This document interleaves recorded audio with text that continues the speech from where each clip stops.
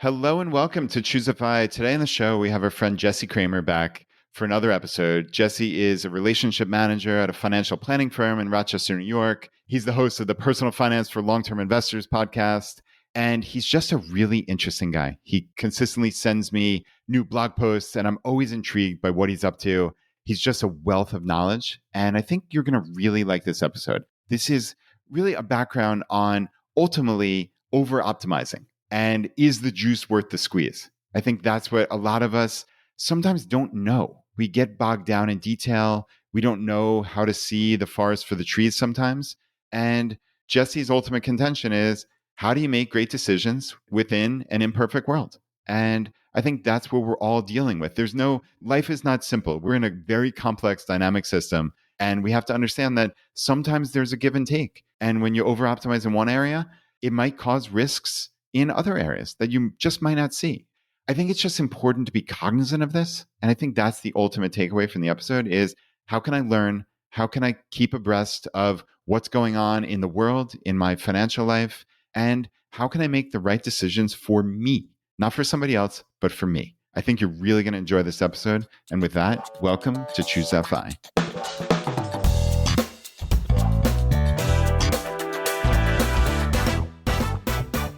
Jesse, it is so good to have you back on the show. I'm really excited for this conversation. Brad, it is an honor to be here again. And yeah, I'm excited to share some cool thoughts, hopefully with the ChooseFI audience. Yeah. Well, you rocked it on episode 492. So it was this, you came up with this very interesting thing, RRTTLLU, which you called the Rudy Lou Investing Framework. And yeah, I know that definitely stuck out to a lot of people. And you said a lot of ChooseFI listeners went over to your podcast, which has actually been recently rebranded. So why don't you tell us the new name of the podcast? Yeah. So for those who kind of were aware of me in the personal finance space, my blog is called The Best Interest, an investment and knowledge pays the best interest, Benjamin Franklin's quote. And then at first, my podcast was called The Best Interest Podcast. But working with a marketing team and just trying to make it a little more discoverable, because if you're just a random person coming off the street, the Best Interest Podcast might not mean anything to you. So at episode 100, we rebranded to Personal Finance for Long-Term Investors, which is certainly more boring as a name, but very clearly describes the content that I talk about. Yeah, I like it. It certainly is very fitting. And yeah, podcast discoverability is just so hard. I mean, I think all of us who love podcasts know it is virtually impossible. Like if you don't know the exact name of a show, it's very, very hard to find unless, you search for something like that. And actually, for anybody out there, people usually like my little life hacks. So I'll mention that I found, so I'm still on an Android phone, which my daughters endlessly make fun of me about, but I am gleeful about. So there's no native podcasting app on Android, but I found a really great one called Antenna Pod. So it's one word, Antenna Pod, Pod. And I used to have an app that actually went kind of dormant. It was called Dog Catcher. And this is the single best podcast app I've found on Android. It's open source, it's free. So yeah, obviously I get nothing out of anybody going to this, but other than just the sheer fact of knowing that it is the single best Android podcast app that I've found. So total aside, Jesse, if you have an Android phone, I'd highly suggest that. But yeah, I'm downloading your podcast. It's funny because when I moved my phone over, I think I lost some of my subscriptions. So this is actually perfect. I will search for your new term, which is great. Awesome. Hey, and speaking of, your AMA episodes, sometimes with Cody, sometimes with Rachel, inspired me to do some of the same. And they really are, at least I find that when listeners can write in, ask specific questions to you or your experts, they're huge hits. So anyway, you've inspired me on the podcasting front too. That's very cool. I love it. So, okay, let's get to the episode. So what I love about you is you prepare. So we've done a couple episodes now. I've been on your show and you are highly, highly prepared, which is great. And you sent me this incredible email that I think is just the perfect way to launch really what'll be a wonderful conversation between me and you and the listeners, of course. And I'm just going to read your core theme and then let you launch from there. And you and I will just have a little chat here. So Sure. Core theme as you wrote it. A good financial plan is both a puzzle and a spider web. A puzzle in that it involves many different pieces, and it's hard to solve that puzzle well without knowing all about your personal pieces. And a spider web, so much of a plan is interconnected. by optimizing the part of your plan over here, you'll also be impacting aspects over there. And I think this is really the crux of what you want to talk about today, which is I think a lot of us in the FI community might naturally be optimizers, we'll say generously, maybe over optimizers is probably a little closer to home. And that's all well and good, but the world is an interconnected network. It is this spider web. And I think sometimes we lose sight of, hey, when you optimize this, it might have a detrimental impact on that. And it's not altogether clear, but your contention is we need to really be cognizant of that. So hopefully I set that up nicely, and I'd love to hear you run from there. Yeah, no, you set it up perfectly. And yeah, those are two metaphors that I like to use all the time, the puzzle pieces and the spider web. And then a couple more metaphors that just might help illustrate to listeners what we're talking about here is, we have finite resources of time, finite resources of money. And again, going back to the whole spider web about, you pull on it over here, what's the ripple over there? A similar metaphor is the blanket that's maybe a little bit too small. And when you pull the blanket up to your neck, you're pulling it off your feet. And when you try to wrap the blanket around your feet, you're actually pulling it down. And so it's like you don't quite have enough blanket to fully cover yourself. Because one of the other problems or just difficulties in financial planning is that the future is uncertain, right? If we knew everything about the future, Brad, financial planning would be such an easier exercise. If we knew when you died, if we knew what portfolio investment returns would be, if we knew how tax laws would change over time, so many of the questions, what would we podcast about at that point? I feel like, right? If we knew those answers. Frankly, Jesse, what would we live about, right? If Right. the future was entirely certain, it would be a pretty boring life. I think some of us want to cling to certainty, but it is really interesting when you think what would you do in life if everything was preordained? That doesn't sound like an altogether interesting life in any way, financial or otherwise. Agreed. Uncertainty makes everything, it's the spice of life. It makes it a little bit fun. But yes, going back to financial planning, I really do think it's the art of making great decisions, or at the very least good decisions we're confident in, but within an imperfect world, within an imperfect framework. And therefore, our long-term goal probably shouldn't be perfection. And I think sometimes something that I see, whether it's just from the FI community or just DIYers in general, is people searching for perfection. I want to make the perfect financial plan. Every single nook and cranny is going to be optimized. But the problem ends up being that over optimization in one area can create risk in another. We have to accept that uncertainty is always going to be part of the deal. And therefore, there are a lot of times where a resilient financial plan probably beats a quote unquote perfect financial plan, because resilience is what you're going to build into your plan to allow for that uncertainty to happen, and you'll still be okay. So if you kind of imagine all these possible paths before us that we could take our finances, they're each going to have their own sets of opportunities and risks, a lot of uncertain opportunities and uncertain risks.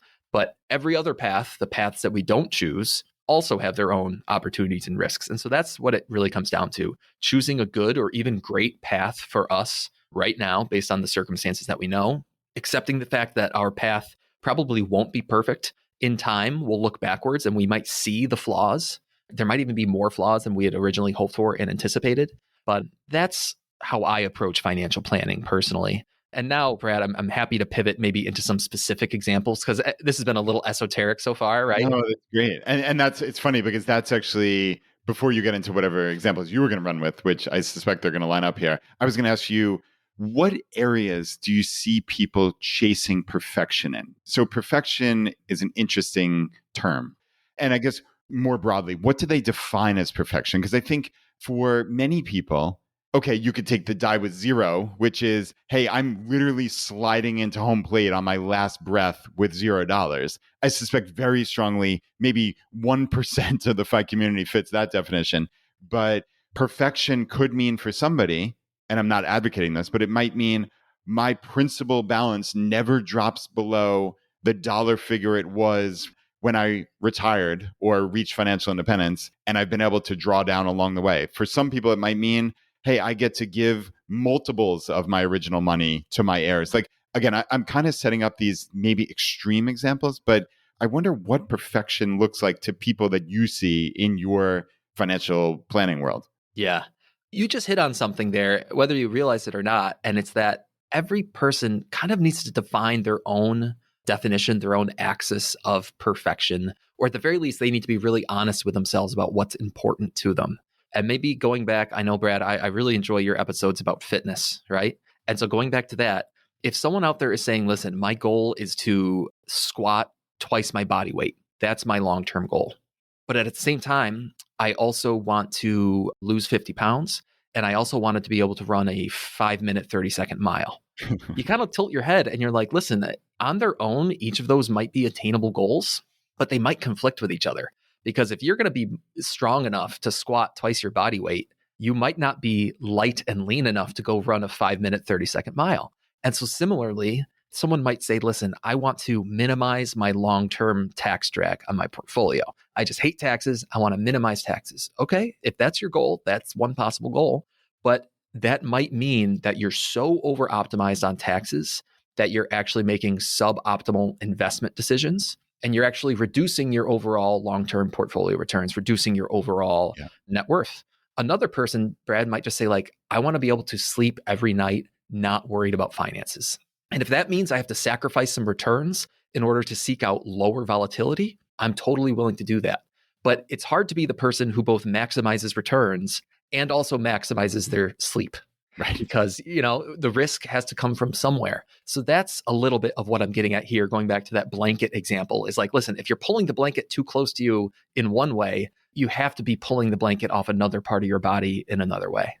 Yeah, I mean, that really hits home to me. And I think we've seen a lot of this discussion recently in our community groups on some of our episodes where we've kind of talked about this supposed middle-class trap, which hopefully Cody Garrett and I put to bed recently. But a lot of us, we're complex creatures, right? Mm-hmm. And this is okay. And I hope nobody took my trying to refute that this middle class trap exists as saying like the psychology doesn't matter, because the psychology always matters. It always matters. And the fact of the matter is, you have to do what works for you. This is something I've tried to espouse here for a very long time, is that there's no one right path to FI. And I think that is what's so beautiful about what you're here to talk about today, Jesse, is that, look, you have to figure out what works for you. I think that to me is step one of any of this, because there are people who evidently are so worried about selling assets, selling equities someday, that they will have reached FI and they can't bring themselves to sell equities. I know, to quote a West Wing episode that I love, you are gesticulating wildly here in the background, which I'm a huge West Wing fan, and that was one of my favorite quotes of all time. Josh Lyman is gesticulating wildly. I want you to run with that. Yeah, it's funny because Scott, what you're referring to there is in that episode with Scott and Mindy on Bigger Pockets. I think Scott especially, because I've now heard him say it multiple times. The first time I heard it say it might have been a month before we're recording right now, Brad, where he said that part of his FI plan or part of his FI goal, or just the way that he personally approaches financial planning, he does not want to sell his assets to fund retirement. He wants to hold his assets forever and only live off the income or the dividends, the interest that those assets shed off. And listen, that's a personal choice, neither right nor wrong. But what it certainly is doing is it's certainly kind of limiting his flexibility, and it's forcing him to accumulate more assets than he would otherwise need if he was comfortable selling those assets to fund his lifestyle, and by a pretty big margin too. And so something I remember when I first heard Mindy and Scott talking about that and sharing that idea, I kind of thought to myself and said, well, what's the point of scrimping and saving and investing for decades and decades and decades if at the end of the game, or at the very least at this big turning point in the game, you say to yourself, well, I don't want to sell these now. I want to hold them forever. And so again, it's a personal choice. It's not, I certainly am planning on selling my assets at some point. I don't have to sell all of them. And maybe I will die with something and leave it to heirs or leave it to charity or whatever that might be. Or simply I want to have some safety net. I don't want to die with zero. I'd rather have some safety net. So that's the opposite end of the spectrum. Some people want to die with zero. But yeah, going back to just my 2 cents on the middle class trap, not that it needs to be beaten to death, but if you are trapping yourself because you are refusing to sell assets, I'm not sure if I would call that a trap per se. It's a little self-inflicted. It's just my 2 cents. Yeah. And I love how you're trying to be so diplomatic about this. And I have tried to be diplomatic, even though maybe some people don't think so. But the real part of me wants to just like go after this because, the diplomacy part is, yeah, yada, yada, yada. It's your choice.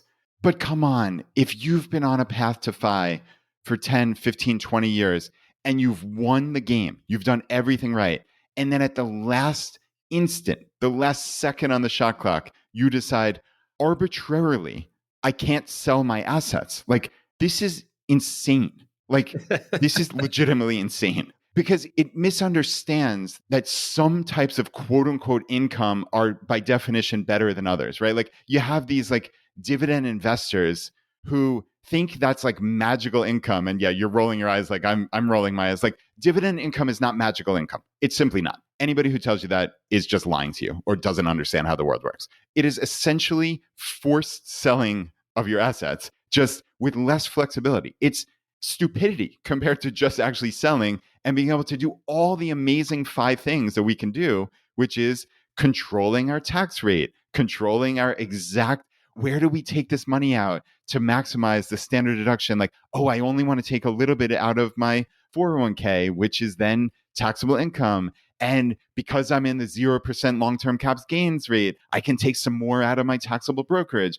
I can take some out of my Roth. Like, guys, this is winning. This is literally what we do in the FI community. We are killing it. You're killing it. And then you're just you're like slicing your Achilles and just hamstringing you. Like, it makes no sense. It makes no sense.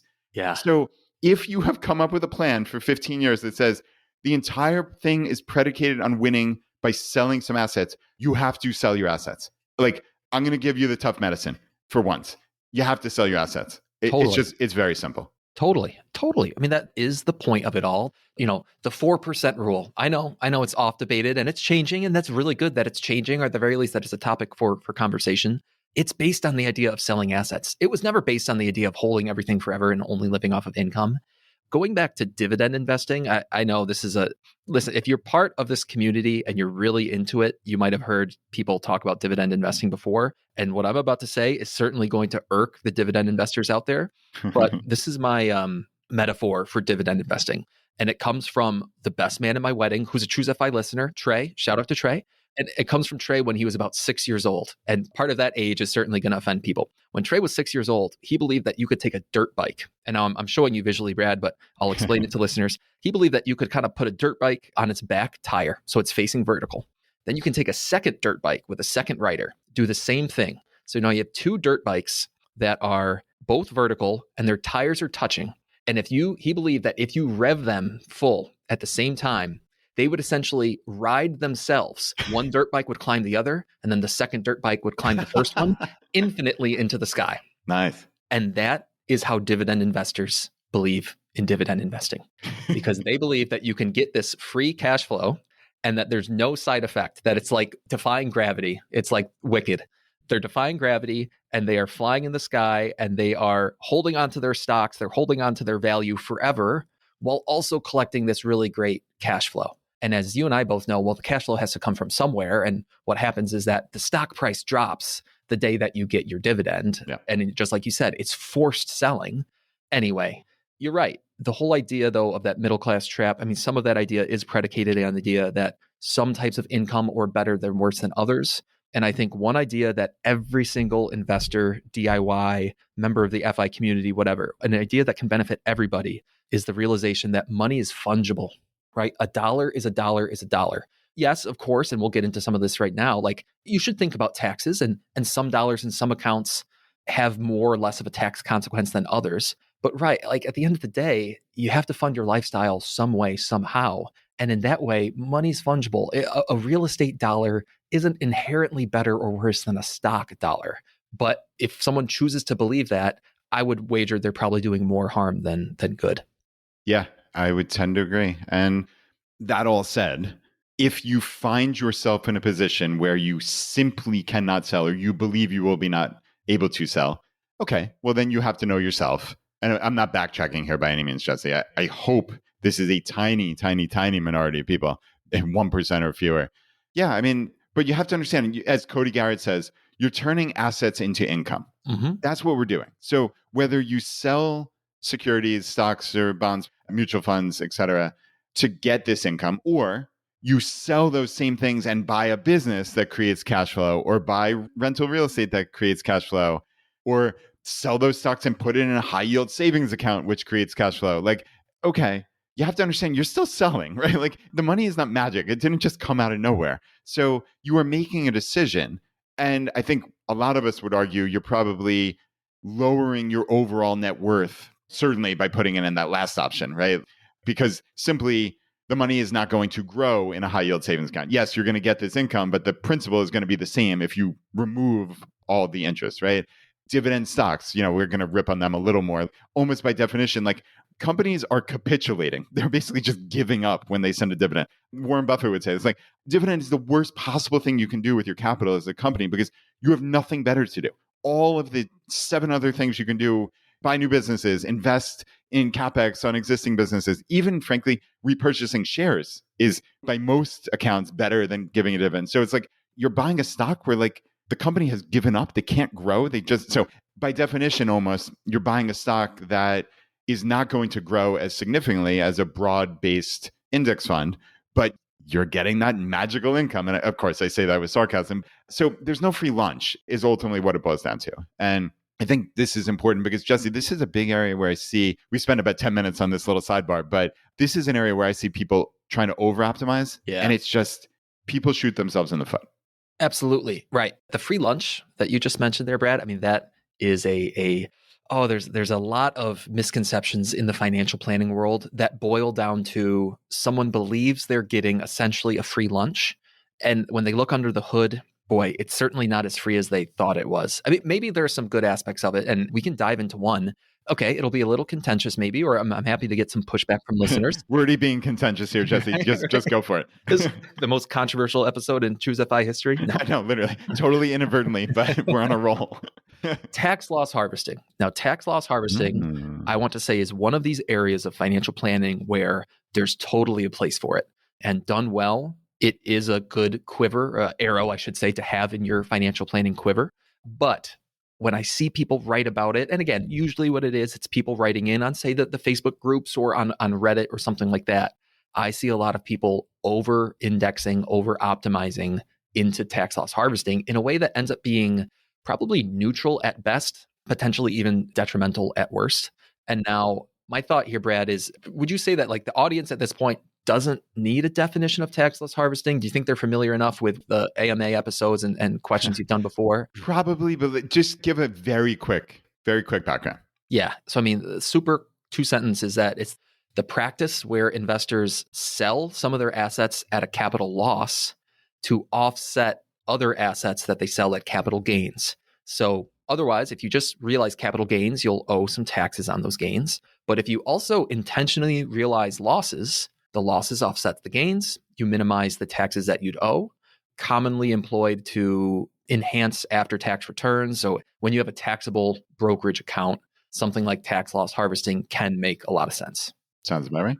Fair enough? Yep. So a couple reasons why this practice maybe isn't as good, or is sometimes either abused or just misused is probably the best word. It's not abused, it's just misused.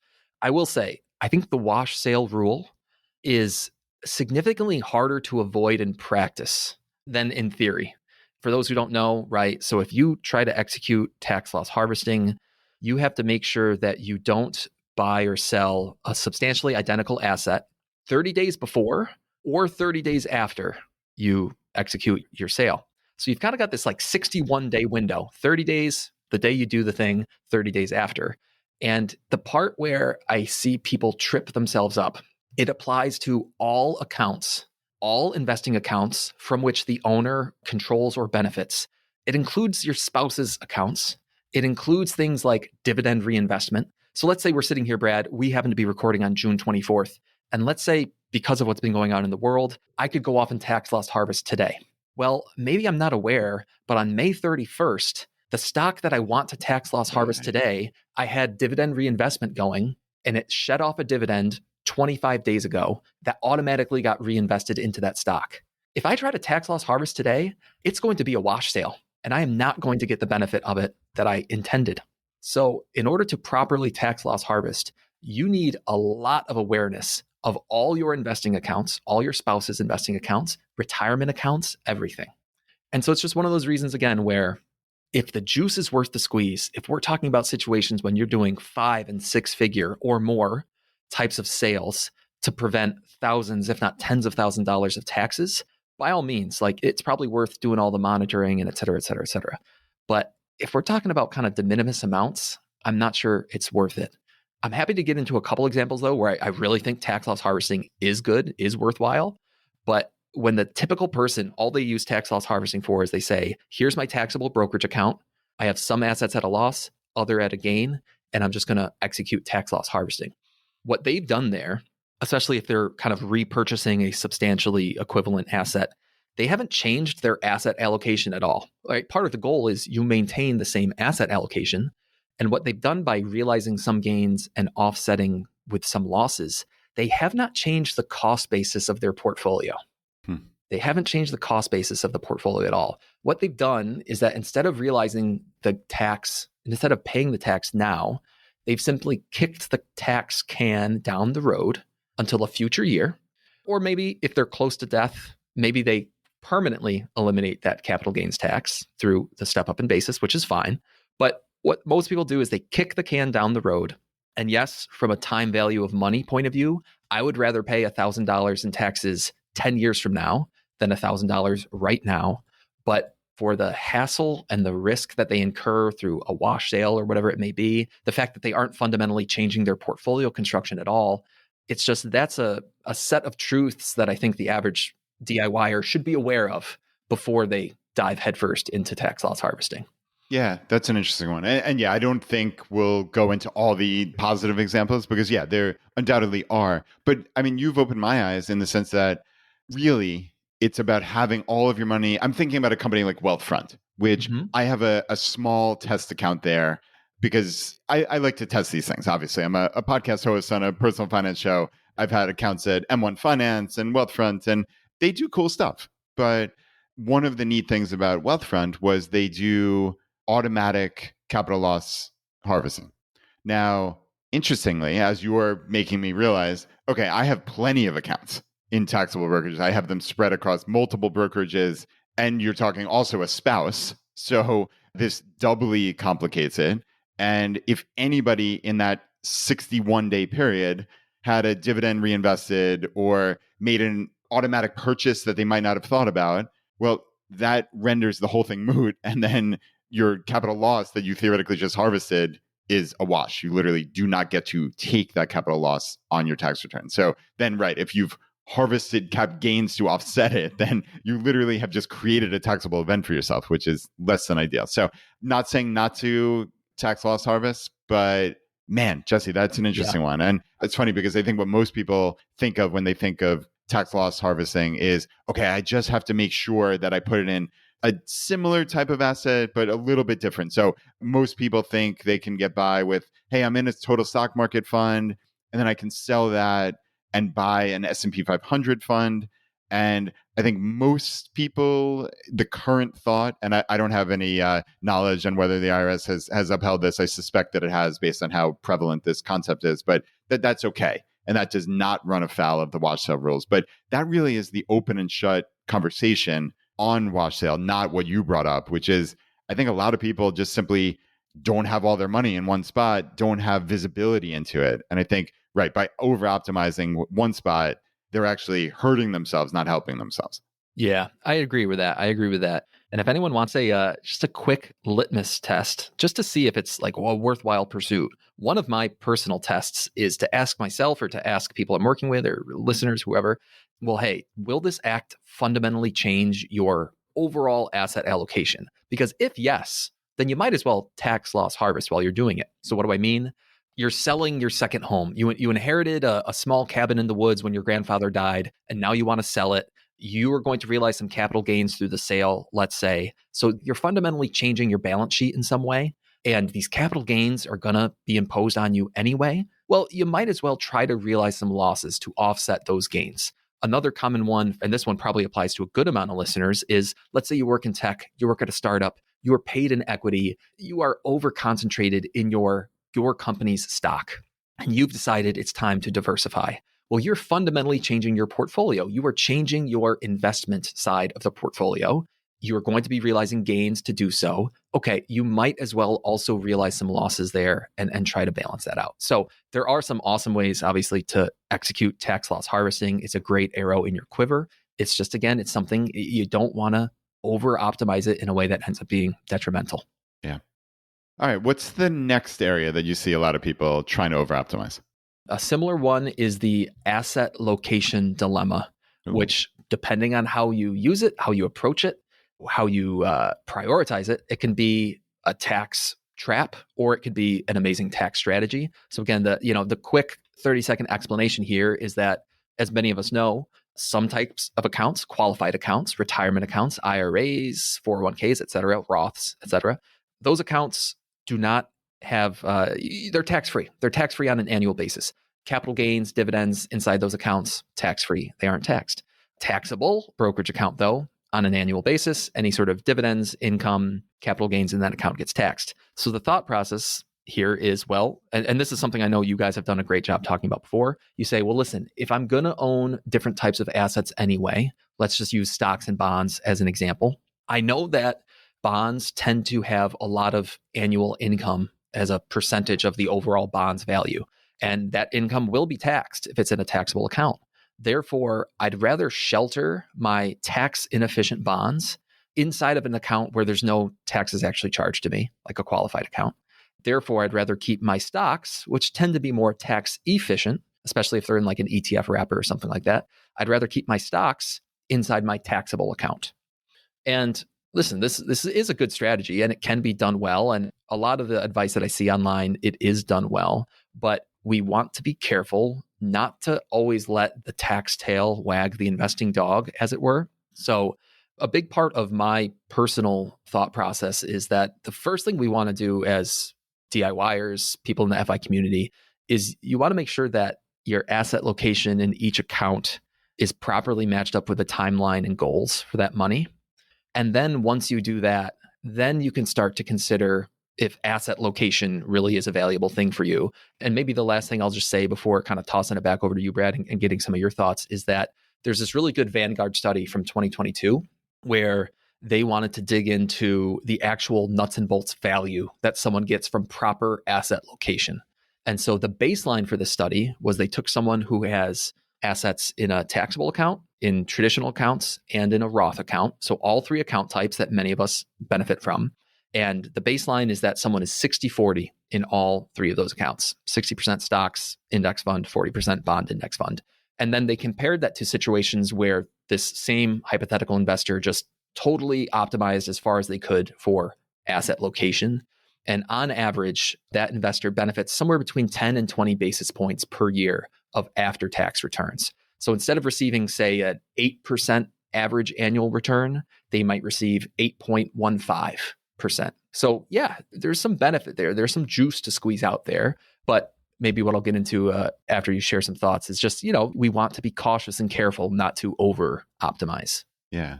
Okay. That's very interesting. So yes, some people are certainly listening to that saying, oh, I wouldn't mind a 8.15% return. I know the value of, we always talk, the other side is watching your fees, right? Mm-hmm. It's very important to not have significant expense ratios or assets under management because small differences in return can make a massive difference when compounded over 30, 40, 50 plus years.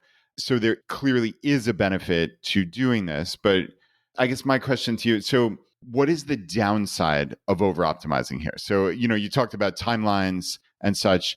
We definitely have had guests come on and talk about this, and it does sound very common sense too, which is, hey, if you have something that is going to spit off a lot of income, current income, like bonds, for instance, maybe it is better to have that in a retirement vehicle as opposed to a taxable brokerage account. So that makes intuitive sense to me. And like you said, this Vanguard study says, okay, you are going to get a better return, but you are cautioning, the entire point of the episode is, hey, we're cautioning maybe over optimizing. So give us the downside of this in essence. Yeah. I mean, the first few downsides that just come to mind, maybe they're a little simple in nature. They're also just kind of logistics in nature, but it's liquidity and accessibility and timeline issues. It's rebalancing issues. It's stuff like that. So what do I mean?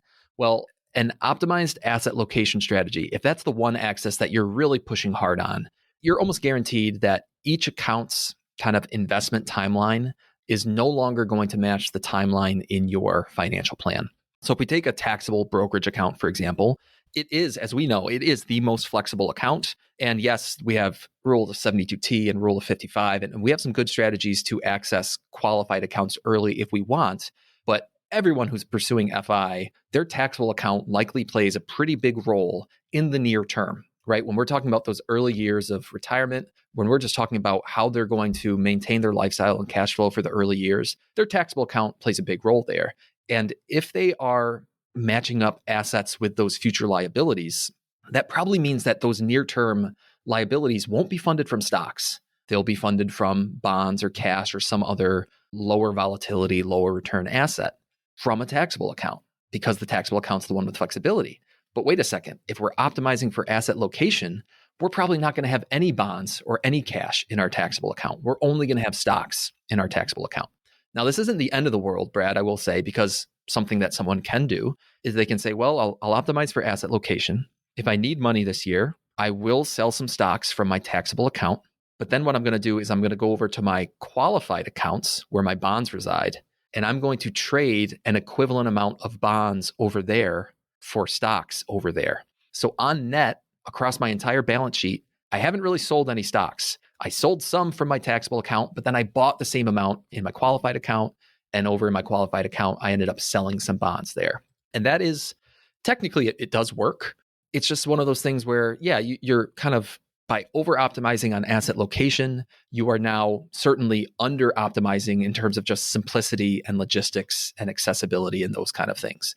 So that's one example. Another good example that I'll dive into, only because it's something it's pretty corner case, but it's worth considering, is thinking about long-term estate planning. So this applies maybe more to older listeners, if someone's sick, something like that. But when asset location is the topic, I think to myself, well, how do assets get passed down?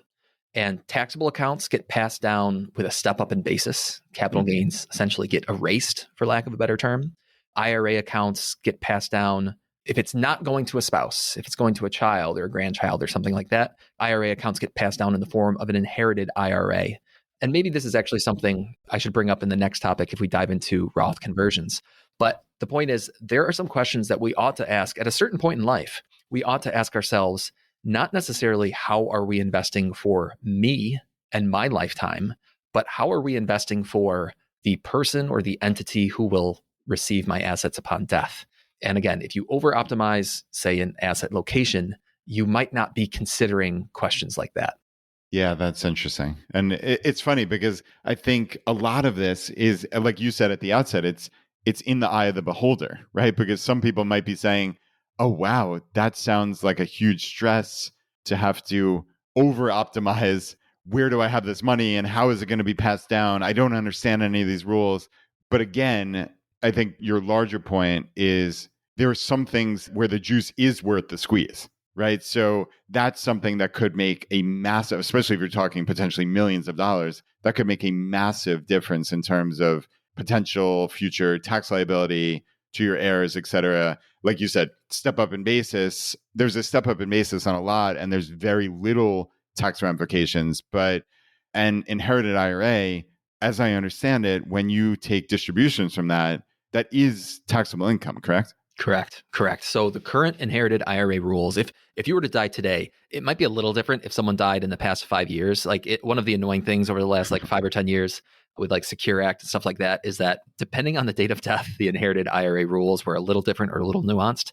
But the IRS has tried to simplify them going forward. And so if I were to die today, well, first off, spouses, the inherited IRA rules don't apply to spouses, which is kind of nice. Essentially, they just get to inherit the IRA as if it were their own. And there might be some nuance there that I'm missing. And this is where, talk to your personal CPA to make sure that I get all this right. But if a child or a grandchild or a friend is going to inherit my IRA from me, they will have 10 years from my year of death. They will have 10 tax years to fully empty that account. They can basically take those 10 years in any way they want. They can wait until year 10 and do it all at once. They can chop it up into 10 equal slices and take it one at a time. And that person, when they withdraw whatever size slice that they want, it will be income. It will be realized income to them. Again, assuming this is a traditional IRA, right? I never paid $1 of tax on that money during my life, but the IRS still wants its cut. And this is where I'll pivot quick, if that's okay with you, Brad, to the Roth conversion part of today's conversation, which we'll dive more into. But Roth conversions are a wonderful tool. I see them and recommend them frequently.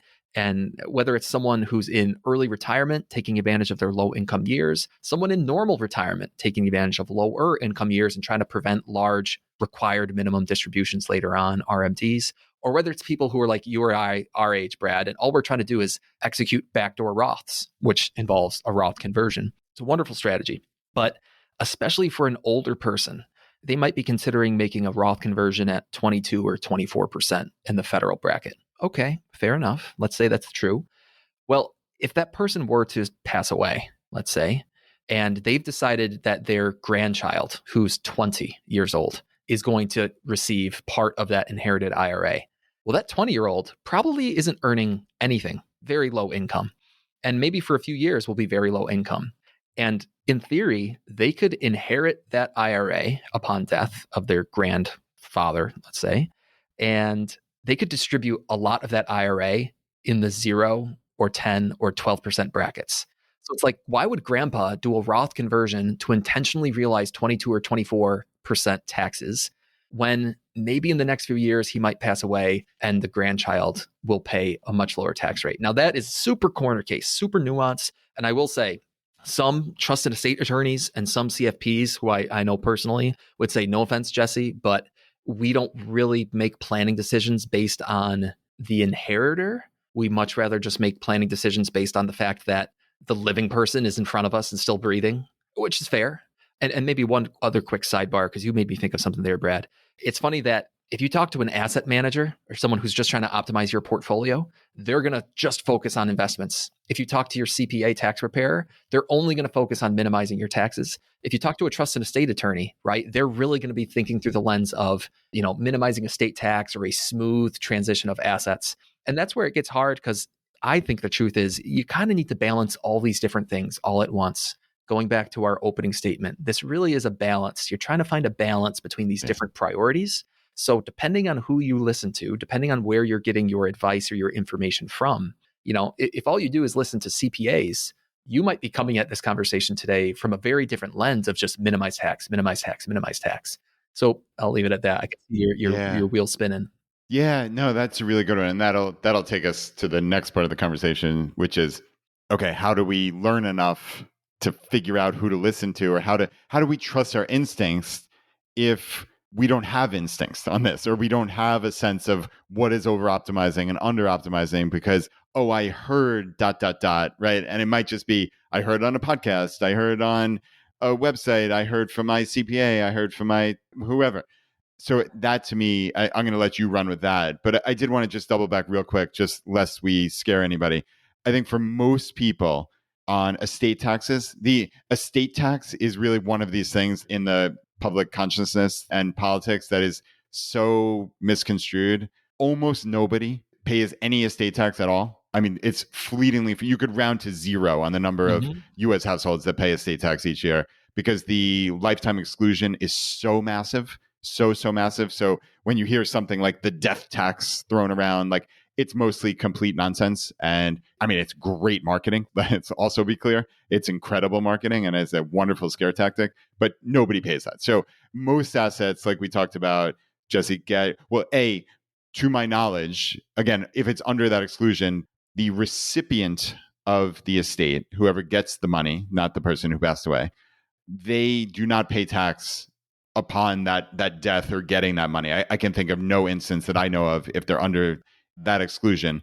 But like we're saying, there is a step up in basis in a lot of senses, which is wonderful. That means, hey, my father bought these stocks, bought Berkshire Hathaway 50 years ago for $1,000, and now it's worth $700,000 a share for the A shares, and never sold it, right? So in my bizarre example, there's a $699,000 unrealized capital gain that my father would have had. If he ever sold that, he would have had to pay capital gains tax on that. But because he passed while still owning that share, and it was then given to me in the estate, it steps up in basis to the fair market value on the date of death. So in that case, my basis, which is a lot of people call cost basis, would be $700,000 on that Berkshire Hathaway A share in that case. So if I happen to sell it the next day for $701,000, I would just have a $1,000 capital gain. In that case, I guess it would be short term. My example broke down a little bit, but nevertheless, only a $1,000 capital gain as opposed to, in that case, a $700,000 capital gain because I got that step up basis. So a lot of people are worried about an estate tax.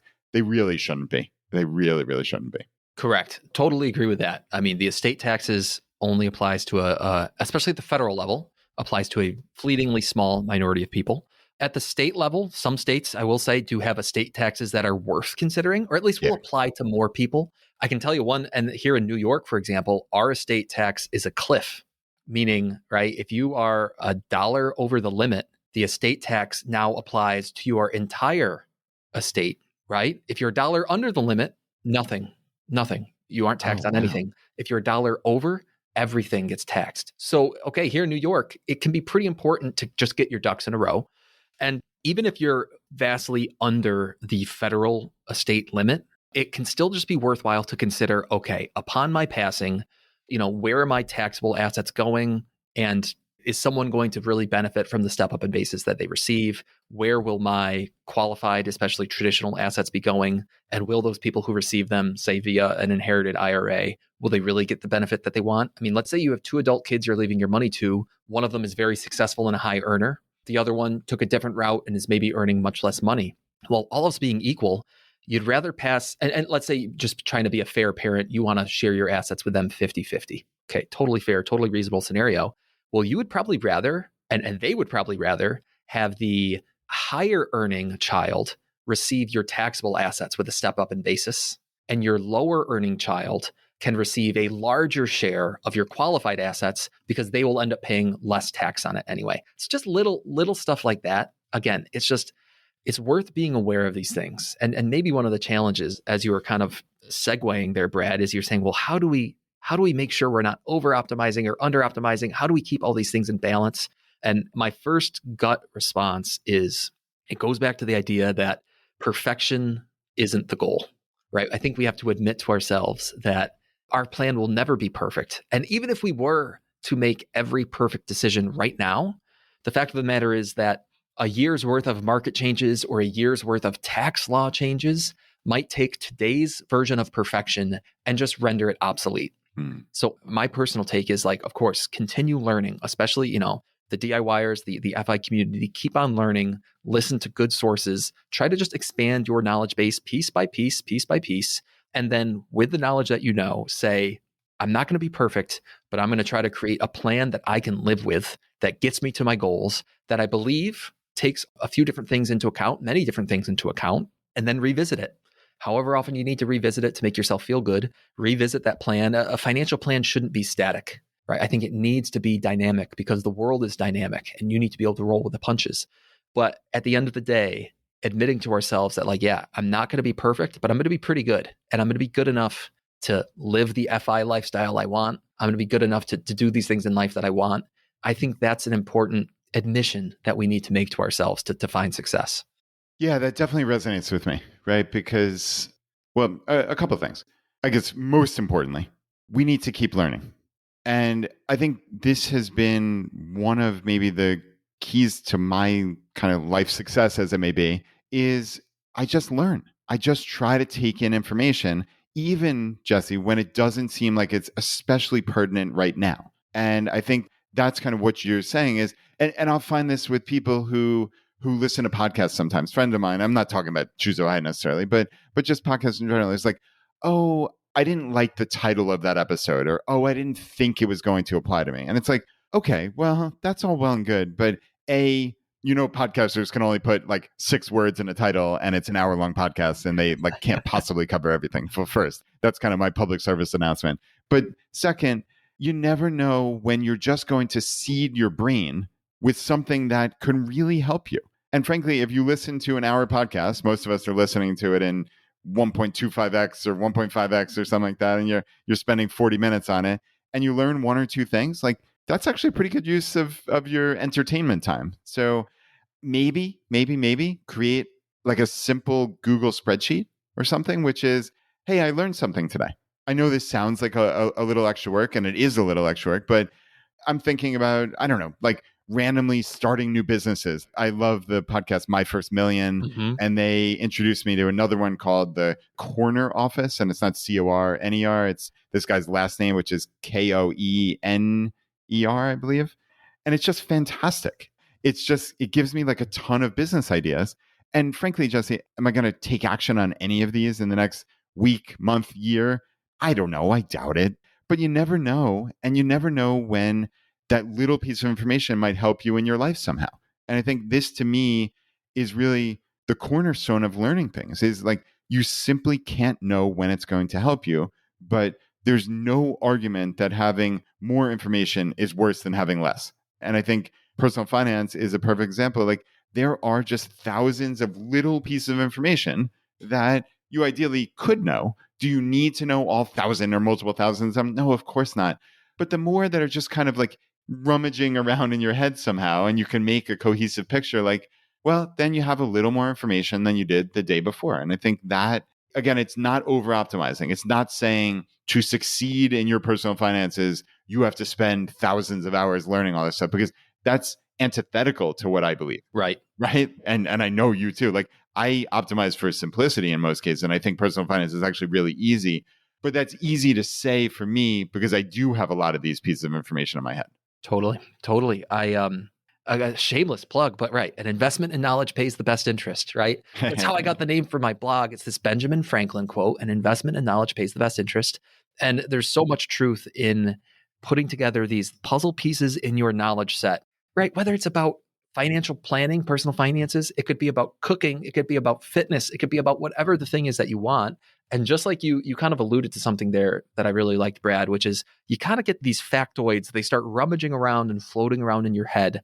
And one important thing is just to like, if you can develop this little sixth sense or just this little awareness that it's like, ooh, this particular choice might have unintended consequences or externalities that I'm not aware of. Or like, I think I heard something one time that like, if you do this, there are some side effects. I better go look it up. Like that's the instinct that I think is important to develop. Again, it's not that you need to know everything, but you just kind of have to develop an instinct for when you ought to dig a little deeper, when you ought to do a little more research. I mean, listen, Google or ChatGPT, like the internet is this amazing resource, and it's so cool when it's like you Google something and you're like, oh, that was on episode 233 of ChooseFI. I'm going to go back and listen to it now, right? And then you listen to you guys for 45 minutes and boom, there's your answer.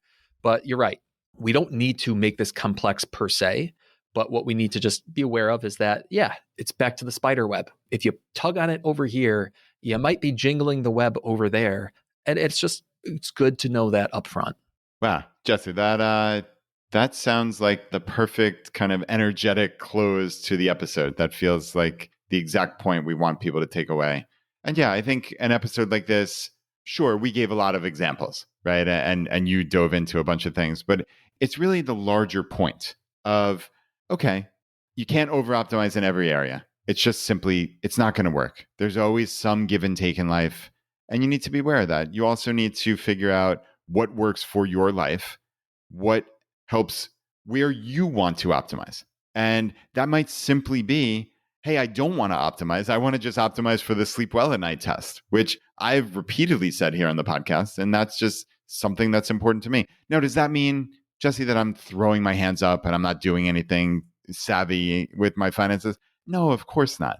But it means, okay, I need to really think about this. And maybe while I don't spend a lot of time thinking about my personal finances now, because mostly they're on autopilot, maybe every 6 months or a year, I do step back and say, hey, do I still want to be doing this? Like, for instance, I actually just sold both of my rental properties that I had down in Georgia.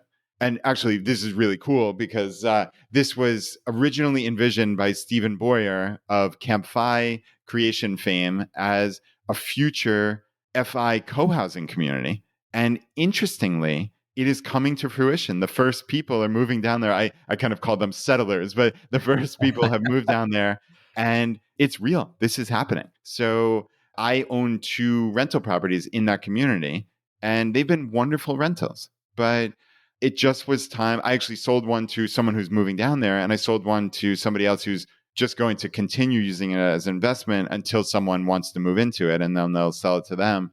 But for me, it was a sleep well at night test because while these properties have been really pretty easy for me in the grand scheme of things, I realized like I just simply don't want to have rental real estate. And that was an optimization for me. And I think that's fine. I think I'm very happy with that as a decision.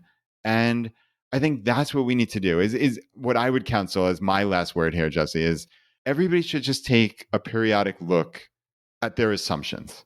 Take a periodic look at what does my financial life look like? What am I spending time and energy on? And just say, okay, look, that served me when I set this up. Is that still serving me today? And the answer might be an absolute yes, and that's wonderful. And the answer might be, maybe not so much anymore.